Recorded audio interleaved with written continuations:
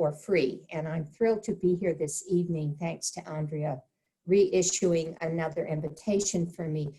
Just briefly, I write in a variety of genres and have written all my life. And the Women's National Book Association, I want to agree with Andrea, it really is important and an opportunity for not just women, but men to join us. And it furthers the interests of those who write and those who read and those who are a combination of both. So I really encourage you all to consider it, particularly students who might be thinking about trying to get into writing and publishing. In the lockdown, I have been publishing more than I had anticipated. At least I decided that since 2017, creating almost 200 short stories and one novella, that it was time to start doing something with them besides just writing more. And so I pushed ahead in January, since in March, I couldn't go anywhere anyway. I've been very lucky. I've had 4 poetry. I hadn't written poetry in years. And I've had 5 poems published in the Delta Poetry Review. They're an overview of my observations about life and death in the Mississippi Delta. I have 5 short stories that have been accepted for publication in different venues, which will start coming out in November and then through January of 2021. And I have 1 short story, which has already been published in the Shotgun Honey Mystery online magazine. And that's the one that I've chosen to read to you this evening. I was going to do poetry, but I thought I would do something a little different. It's flash fiction. You can't have more than 750 words. And I don't know how many of you write fiction of any length, but if you do, you know that I just am getting warmed up at 750 words. So it was a challenge for me. And so I'm looking forward to that. And one other observation I do want to make personally to all of you, and that is, first of all, if you have not registered to vote, please do so. And check your calendars to figure out how you plan to vote and for whomever you choose to vote. But please remember to vote as if your life depended upon it, because your lives and our American democracy depend upon are all getting out and voting. And one more thing, for those of us who write, whether men and women, but particularly women authors, we have a special power to share our voices and to get words out. And so I ask one more thing before I read my short story tonight, and that is say their names, please. And with that, I will read Love and Death at the Red Onion. What do murderers look like, Professor Crawford? Natalie Crawford turned in her seat at the front of the bus to stare at her class. There were 12 students who were juniors at the local college. Natalie's course in advanced studies of the criminal mind was required for the bachelor's degree in criminology that each sought. But one student in particular seemed fixated on fleshing out the contours of those who had taken a life of another human being. Well, Cora, if we knew what a murderer looked like, we might be able to get one step ahead of them, like someone planning a murder or someone capable of killing in a moment of passion or lack of compassion. Unfortunately, we haven't been able to create that test yet. Cora Crawford considered the answer as the bus pulled up at the penitentiary entrance. Built in 1998, it was a super max facility housing 848 of the most violent prisoners in the state. The students would be able to meet with the warden, the prison psychiatrist, and 3 men convicted of murder who had agreed to being interviewed. The class stared out the bus windows at the guard tower, where a uniformed man with a rifle stood peering down at them. Once inside the office, Natalie and the students went through a metal detector and checked their bags and purses.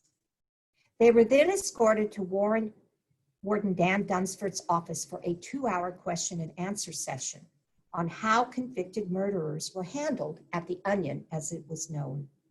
At noon, they met for lunch with some of the staff. The warden guided the group into a large state-of-the-art kitchen area where meals were prepared 3 times a day for all 848 prisoners and the staff that tended to them. He explained that a new program would train prisoners who were going to be released to work in the restaurant industry. The group noticed 2 prisoners in a corner at the prep area, putting together a 2-tiered cake and arranging plates, cups, plastic forks and spoons, and ice cream containers on a cart. "Do you celebrate birthdays with cakes and parties?" asked a wide-eyed student. The warden smiled. "No, but today is unusual. A court granted a prisoner the right to marry a woman he has known for some time and allowed for cake and ice cream after the ceremony." "Oh yeah, that guy was the one that killed 14 or 15 people all over the US, right?" another student offered. The students had moved closer to look at the cake and continued to discuss whether it was right to allow for such an event for a convicted serial killer. They noted the prisoner was even getting his own small container of peppermint ice cream from his bride-to-be. The 3 murderers who were to be interviewed arrived in the kitchen at this point. They shuffled by in shackles, whistling and catcalling to Natalie and the female students, diverting everyone's attention. Eventually, the students joined them in a conference room. At 3:30, with the field trip completed, Natalie and the students boarded their bus and rolled out the gate, just as an ambulance roared in.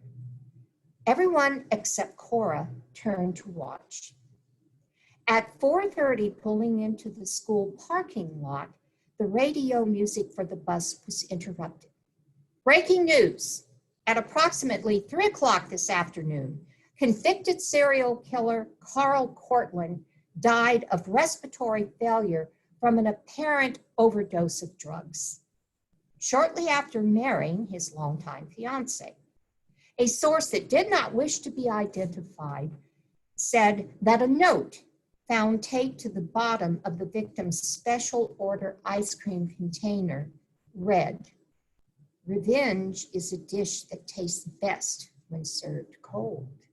Don Corleone." Everyone sat silently for a few minutes, and then Natalie guided them off the bus. Cora Bradford, the granddaughter of one of Cortland's victims killed 18 years before, said goodbye and headed to the city bus. As she walked, Cora caught a glimpse of her reflection in a passing car window and wondered again, what does a murderer look like? Thank you.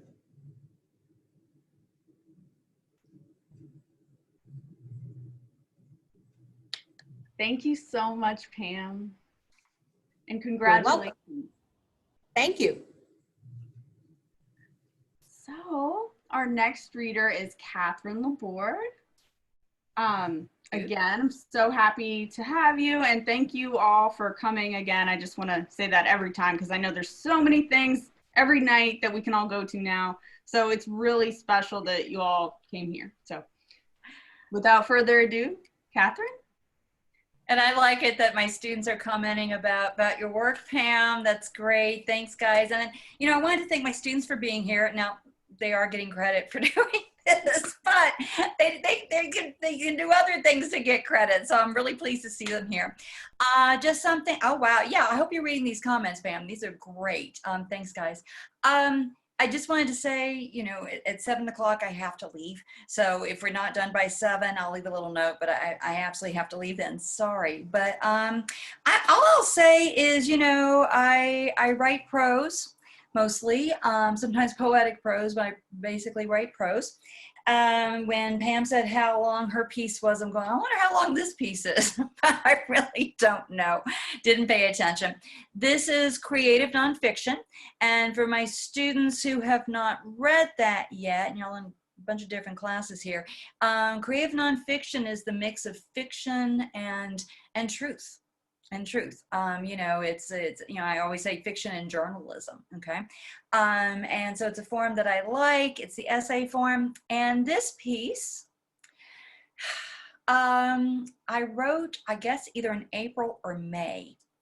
And it was, I think, the first thing I was able to write after we all skedaddled and scattered and started dealing with this special episode in life. Let's just call it that. And this is called The Selfie Police. I was sitting on my back porch. The morning was warm and windy, and suddenly I heard car honks, one after another, and so I left my chair. I walked across the shady porch and opened the gate and hurried toward the street. The cars had stopped in front of a neighboring house. 5 cars there were, and 5 women stepped out from them to gather on the grass between curb and sidewalk. The young family that lived in the rancher across the street stepped out, a mother and a 5-year-old girl leading the way, followed by daddy and a much younger daughter that he carried on his hip. The visitors, oh, they applauded. The family waved back. One visitor blew bubbles, and someone had balloons, and someone yelled something that sounded something like a cheer that kept repeating the word awesome. Something, something, awesome.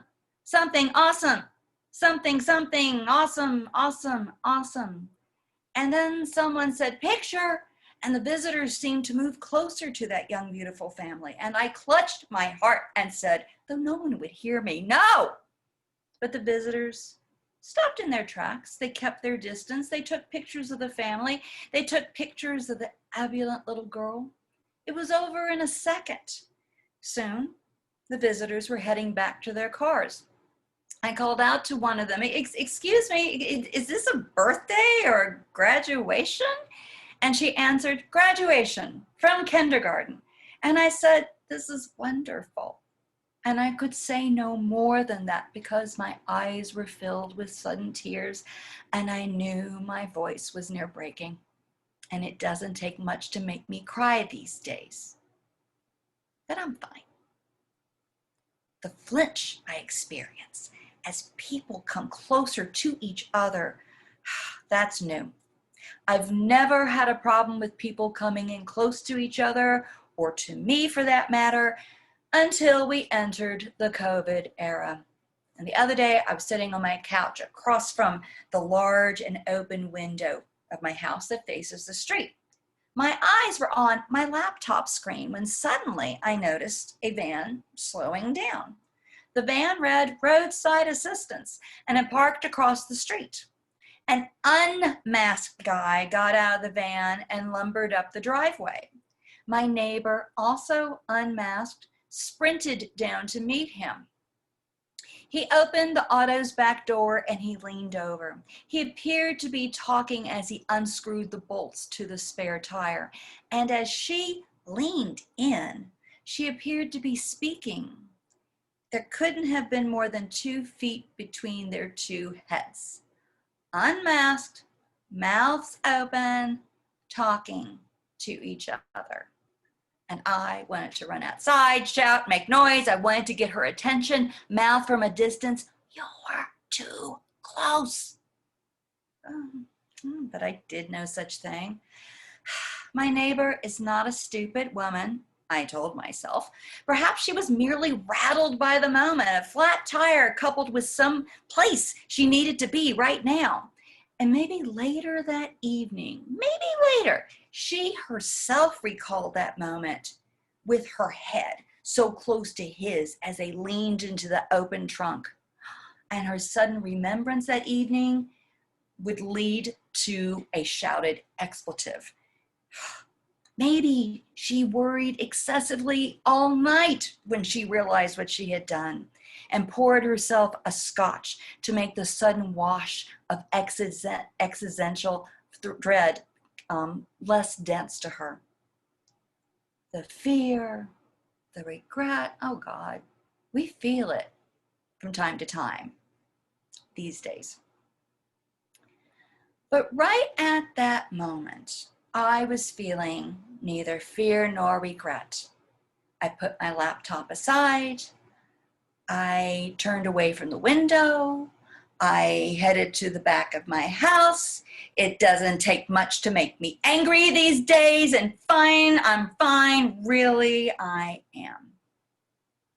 And I feel it when I walk into the grocery store, my mask securely over my mouth and nose, and see those who are either unmasked or poorly masked.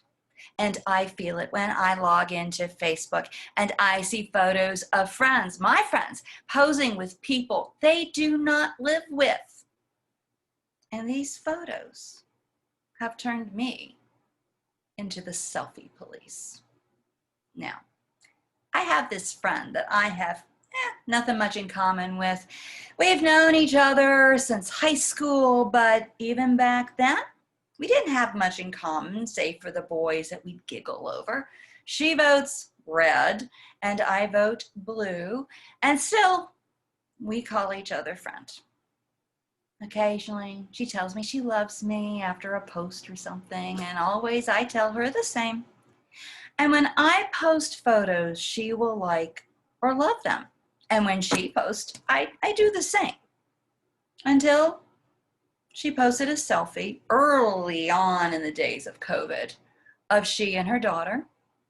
And the reason for the selfie had something to do with my friend scoring toilet paper. And her daughter had been the one to make sure that happened. And to celebrate, they took a selfie. Their near identical faces, so close. Smartphone camera held high in the air and aimed perfectly, capturing the affection for all to see at a flattering angle. And at any other time, this would have been a really cute story and a beautiful photo. But I found myself growling under my breath, "You live in separate households." And I said this too, the selfie. I wanted to put this observation into words that I would type as a comment in the thread. And I started to type, but then erased.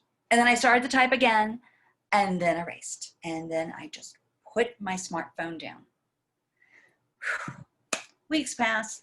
There's nothing to notice on my friend's page beyond the basic post, that she always posts about politics or Jesus or food. When suddenly a gaggle of photos appear in my feed. Photos from a party, photos from some kind of get-together. 10 people are gathered, sometimes all at once, sometimes in smaller clusters, depending on the picture. And they are all right next to each other. Even when they're not directly posing, but are simply in the background talking or drinking a beer or laughing or scratching their butts, they are all right next to each other. And no one is wearing a mask. There's not even the suggestion of a mask. No bandana bunched under the chin, no mask looped over one ear. And as I ask the photo, because I do not dare ask her, "What are you thinking?" And a man in the photo wearing a baseball cap and a tank top says, "We only had 10 people. We're allowed to have 10 people. And a woman in a pink t-shirt says, "We were being careful." And another woman steps up, "None of us have it." And a man in a red shirt steps up, "Nobody's gonna tell us what to do." And he looks me square in the eye. "This is America," he says. A week passes. My friend posts videos about food, about Jesus. She posts more political stuff that I never comment on unless it's to post a link that proves it untrue. And she posted a photo of herself in a public building wearing a mask. And I think, oh, good. She knows she has to take this seriously. And I tell the photo, thank God. And I press the like button, and then I change my mind, and I change that like to love. But then Mother's Day comes along, and photos appear in my feed, and the photos are of people closely gathered. And I tell myself, well, maybe they're old photos, but I know in an instant that they are not. And in the photos, she's beautiful.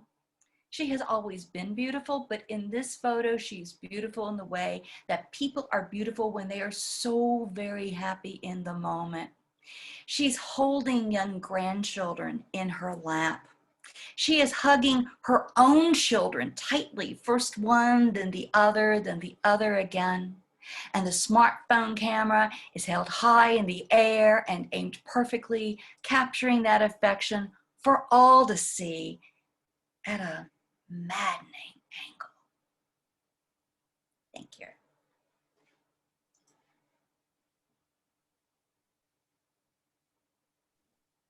Thank you, Katheryn. That was great, and I could definitely relate to that, those feelings and reactions.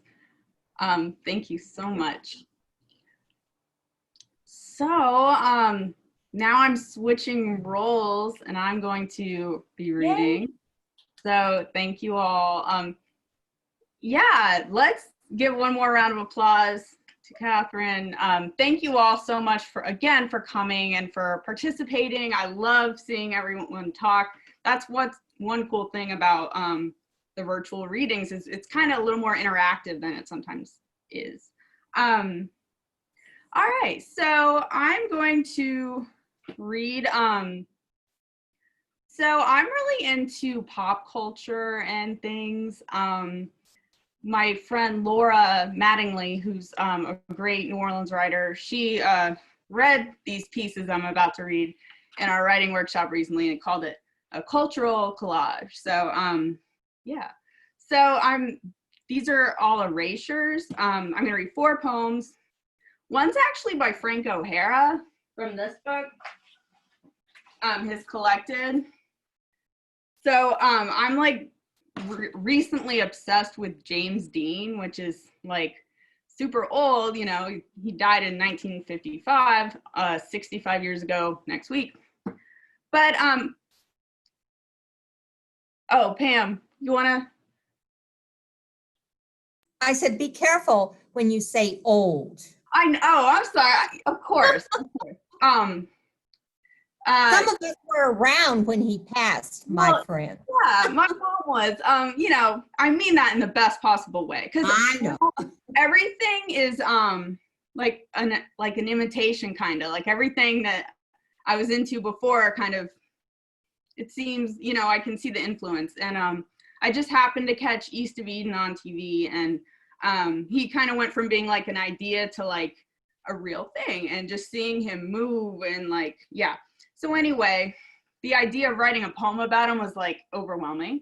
So I just kind of took Frank O'Hara's poems, 2 of them, and erased parts of them. So here we go.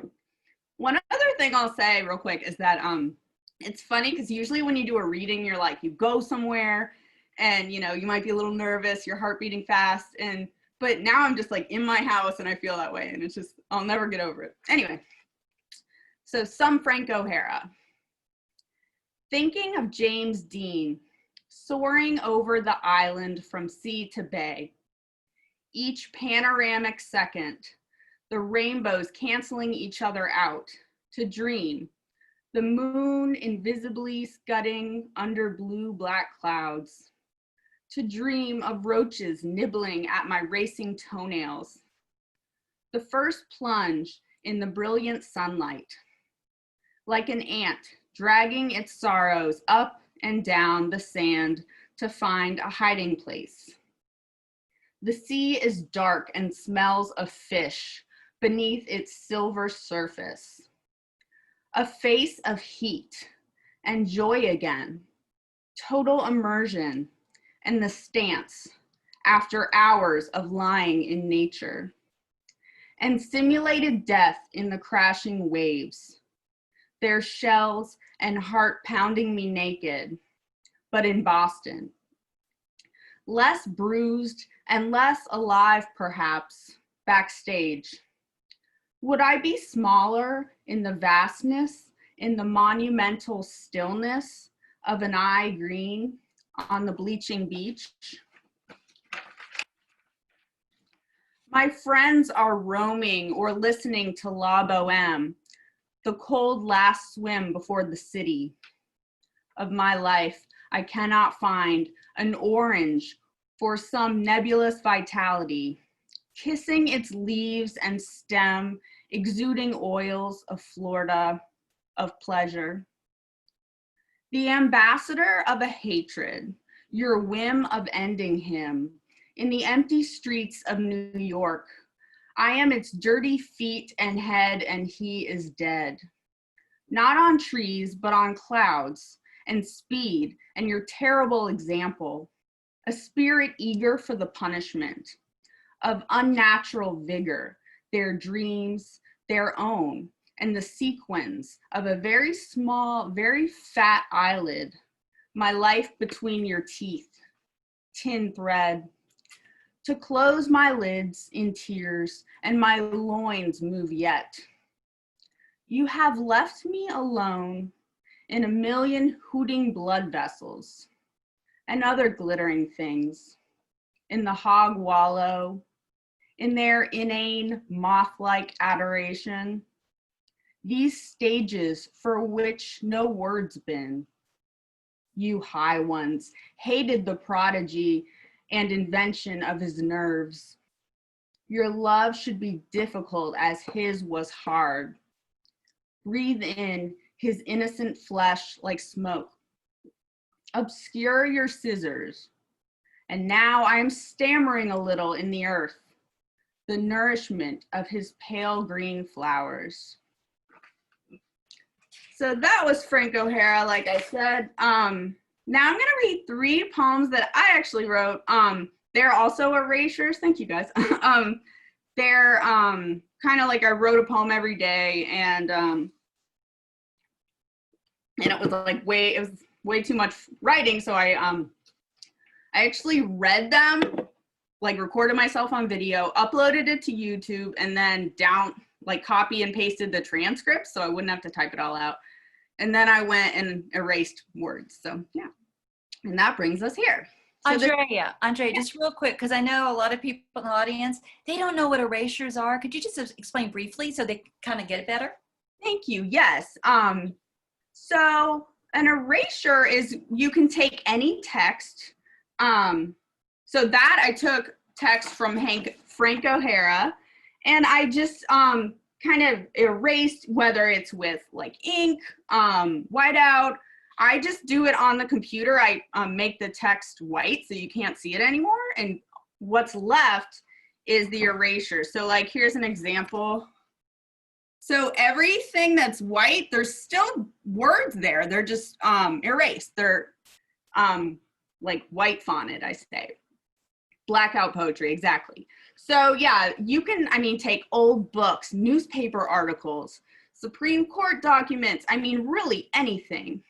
Yes, the NOLA Public Library can give you a kit, which is awesome.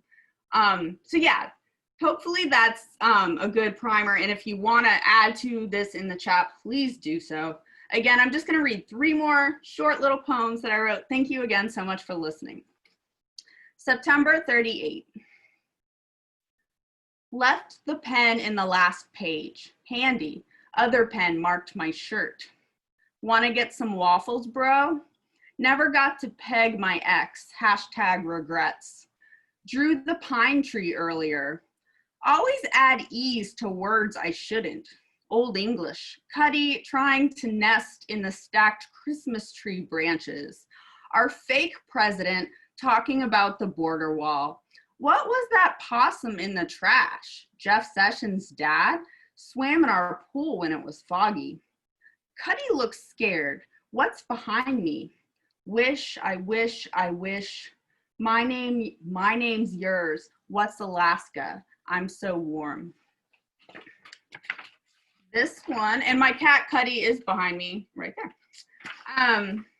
September number 9. Every day I say, what is the, did you really just empty head? It worked. Roll head, thud back. From the front to the mosh. Oh, if that had saved us from Bush, the sequel, Stairway to Slide. And you'll be there. You'll be right there. Pulverize comes to mind. Wrote Kersey on the board instead of curvy. Repel and not rebel. Lapel, not label. What's a story? What's emotion? Mind moving too fast. The same knees, same calves, same thighs since I was 6. All my life since I was 10, since I am 10, since I am. All right, final poem from me, September number 20. Whammy, whammy, whammy, whammy. Space hog, takes so long to build. Heard it in the mall. Ate smash burger for dinner again. Supposed to share it with Gavin, but he never eats protein despite wanting muscles. Oh, right, I got him weights yesterday. Crunches while squeezing the ring. Maybe too sore to dance tomorrow. Dead cat still on the lakefront. I saw it when it was new in June. Put itself there or placed by someone. Feeling itchy. Think these shorts are polyester. If I lived alone, I'd take a shower, but it's too late to run water now. Too late to turn back now. Thank you guys so much. That's it from me. I am so grateful again for all of you for listening and for coming here tonight. We are on our last reader, Laura Mullen. So glad to have you. And yes, please enjoy our final reader for the night, Laura Mullen. Thank you so much. This is wonderful. I'm gonna try to keep us, make sure we get out by 7. So I'm just gonna say big thank yous to everybody and how nice it is to be here. I'm gonna read a little bit from a translation. I translated a book from the French.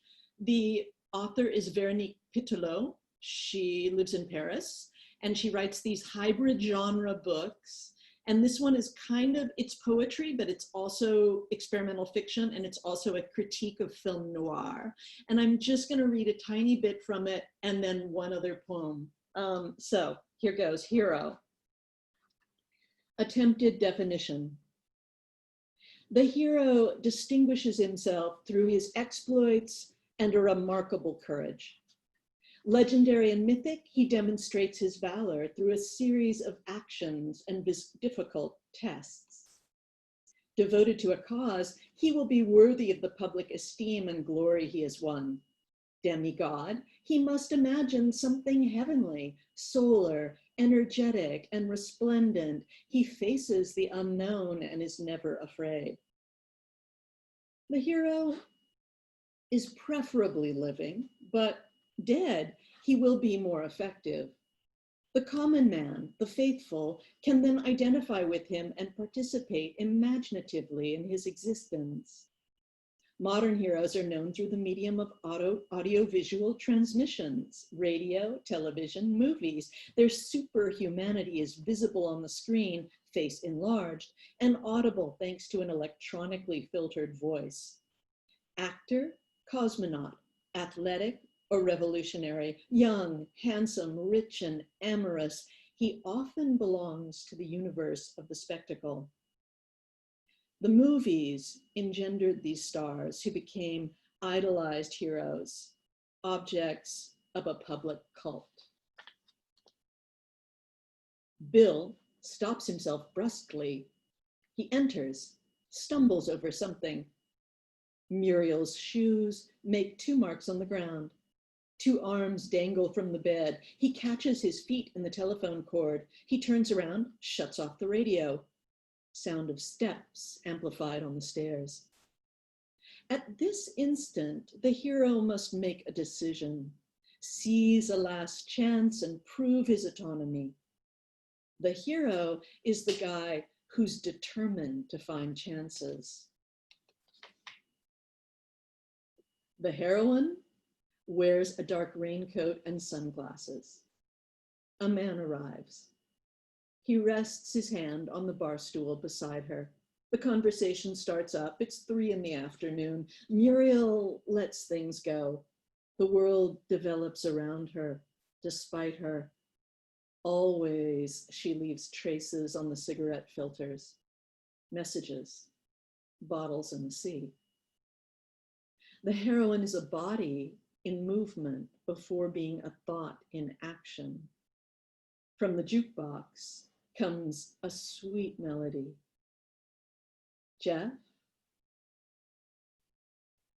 I'll pass by the drugstore. I wanted to tell you how much I think of you. The man who put his hand on the bar stool was spying on her. Bill knew he was an adversary or perhaps a prospective corpse. Removing his jacket, he rolls up his sleeves, orders a martini, and brushes off fear like something embarrassing caught on his clothes. On the bar, sunglasses signal the presence of Muriel, sign of sensual delight. She leaves, heads toward the convertible, crosses the parking lot. The cafeteria was shut. The sound of brakes always brings tears to the eyes of the hero. She fixes her makeup in the rearview mirror. The form of the eyes is enough to express the complexity of the face. Think of flowers. It is crucial to arrange as many as possible in the provisional spaces.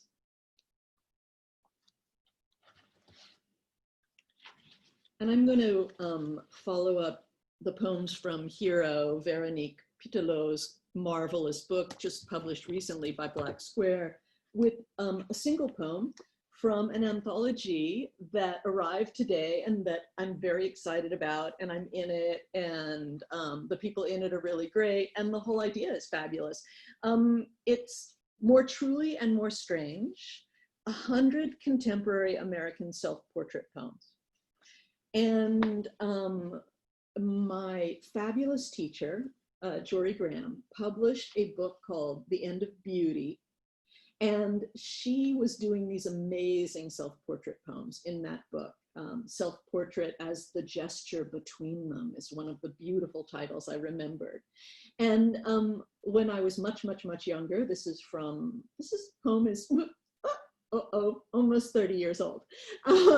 This poem is from a long time ago, and I thought to myself, well, I'd like to write a self-portrait as poem also. It's just such a great idea.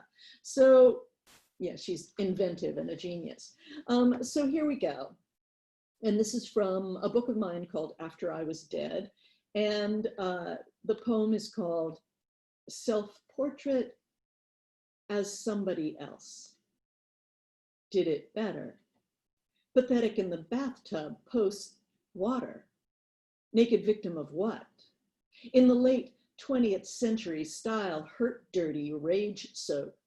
Language running out, time itself, just the remembered echo of a choking noise from the whole past histories, hair-nested, great hard waters turned white. Hard luck. Written out in layers like music, the dead residue, ash gray at the reach, or smoke, begins where it ends, under the overflow vents chrome cover, the name brand of the fixtures, apparently forever, stamped into my distorted, weeping, slightly rust-rotten features. And I might be the Nazi industrialist's bride or daughter, bleached whale in an equally creamy container, or another byproduct of this overproduced self-portraiture, leaving a little something sticky and stuck here even now, date expired. Like a long gone breath still ghosting a mirror, unable to come any cleaner or closer, seen under the scribbled list of greenish figures, must totals on the tear-stained plastic curtain of this theater. I'm the remainder, a bit player, a black box cracked among fractions of landing gear, scattered, a mess of master pieces in the oeuvre of over, fetal in the aftermath of the orders, happily feigning death in the ditch of my life, ever after, until flesh scorched by cold takes me out of the picture. Fear, the already damp cloth in whose folds fading day sulks. Guilt, the expensive soap. Thank you.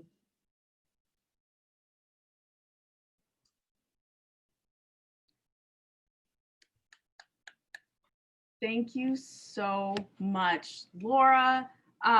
Everyone who read, everyone who came here tonight, just amazing. One more round of applause, virtually or real life. Thank you. I did actually find, real quick, here's like a blackout poem, like an erasure. It's from the newspaper that I made. And it was like business leaders not wanting to lock down. And so a lot of times you'll take like a text that you disagree with. And anyway, so that's erasure. But yes, thank you all so much. Again, our readers, everyone who came here. Yes, Katheryn, you can do so many cool things with erasure. So, and Laura put some really great examples in the chat. Zong I know for sure, and I want to check the other ones out. But yes, there will be a recording of this, so keep your eyes peeled for that. Again, I think we'd all love it if we hear some different voices. So if you're interested at all in reading in this recurring series, please consider joining the WNBA. Again, $20 for students. If the $20 is an impediment, please email us and we can make it happen. So yes, I just want to thank everyone again for coming, and if anyone else wants to chime in, I'm just really happy for all your presence here tonight.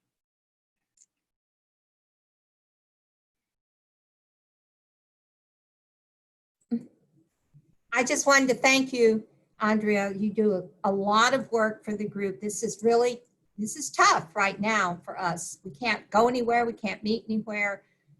It's tough. So I appreciate it very much that you keep working for us. We keep working, and please, everybody, join, keep coming, and share. That's what we're all about. Well, that's it. If you want to hang around, I'll leave this open a few minutes. If you need to go, I totally understand. So yeah, thanks again, everyone.